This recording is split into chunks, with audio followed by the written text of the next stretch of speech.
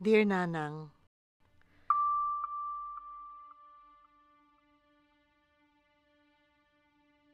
kamusta na po kayo?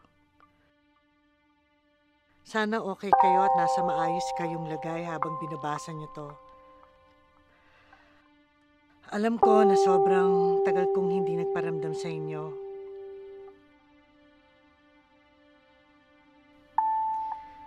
Ngayon lang kasi ako nagkaroon ng lakas na loob na sumulat at mga musta.